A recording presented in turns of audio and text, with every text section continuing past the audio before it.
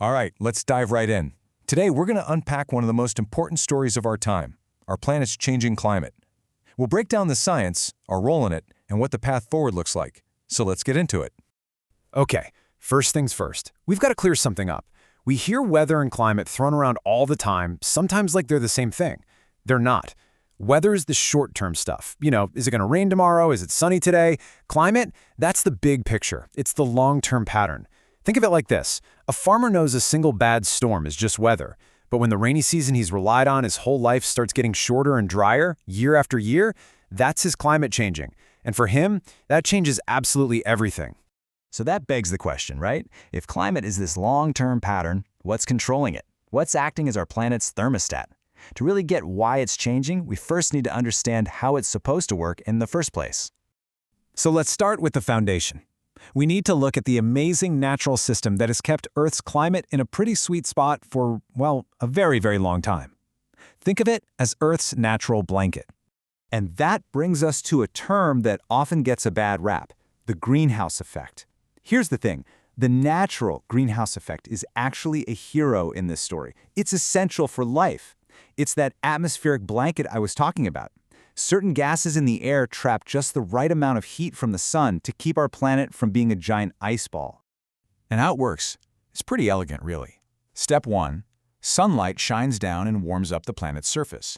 Step 2, the Earth radiates some of that heat back out towards space. And Step 3, that blanket of greenhouse gases catches some of that outgoing heat, keeping us all warm and cozy. It's a beautifully balanced system. So, what happens when we start messing with that perfect balance? This is where we get to the disruption. We're going to look at the human fingerprint on the system and see how we're essentially cranking up the planet's thermostat. What we're doing is thickening that natural blanket. We're adding extra greenhouse gases to the atmosphere, and they're trapping more heat. The biggest source, by a long shot, is burning fossil fuels for energy and transportation. But other things are contributing in a big way too, like industrial processes, agriculture, and deforestation.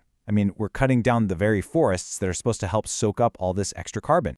And the evidence for this? Well, it's pretty staggering. For hundreds of thousands of years, the amount of CO2 in the atmosphere went up and down in a natural rhythm. But then, look at this graph. Around the middle of the 20th century, that line doesn't just climb, it goes almost vertical. That's not a natural cycle. That is a clear, undeniable fingerprint of the industrial age. So what does that curve lead to? This number right here. We're now at about 425 parts per million of CO2 in the atmosphere. To give you some perspective, for the 800,000 years before any of this started, it never, ever went above 300. This one number really tells you the scale of the change we've set in motion. When you thicken the blanket and crank up the thermostat on a global scale, there are consequences. It's not just one thing that happens. It kicks off a massive domino effect all across the planet. So let's take a look at what a world under pressure really looks like. The impacts are all connected, like a giant chain reaction. As global temperatures creep up, that extra heat starts melting glaciers and massive ice sheets. All that water has to go somewhere, so it pours into the oceans, making sea levels rise.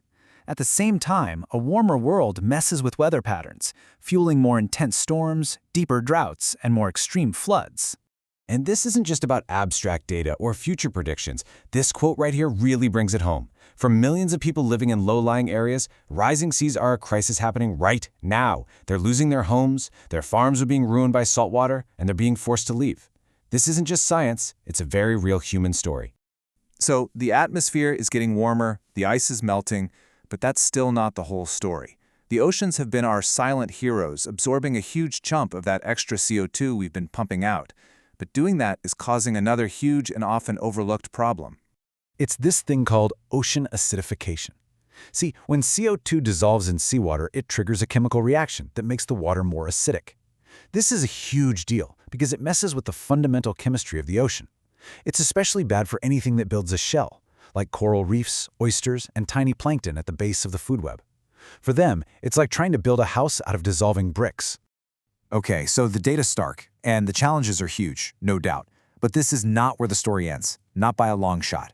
Now we're going to pivot and talk about the response, about how science, engineering, and human ingenuity are already charting a path to a better future.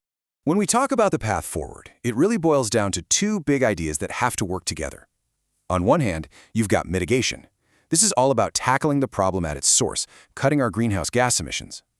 On the other hand, you've got adaptation. This is about preparing for and adjusting to the changes that we can no longer avoid. We have to do both. So what does mitigation actually look like? Well, you can think of it as turning off the tap. It means a massive shift to clean energy sources like solar and wind.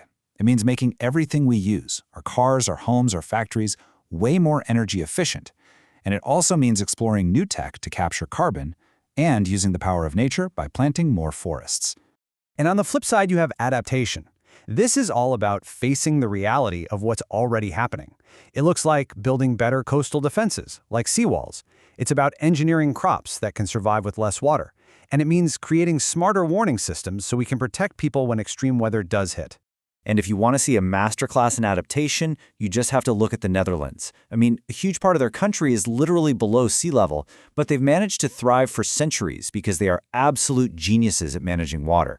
Their incredible systems of dikes and barriers are proof, a living testament to how smart engineering can help us adapt to even the biggest environmental challenges. So where does that leave us? We've walked through the basic science, we've seen the human fingerprint, the real-world consequences, and the two-part strategy for moving forward with mitigation and adaptation. The science gives us the roadmap, but it's the choices we all make that will decide where we end up. And that really leaves us with one final, crucial question to think about. What actions can you take to help build a more sustainable future?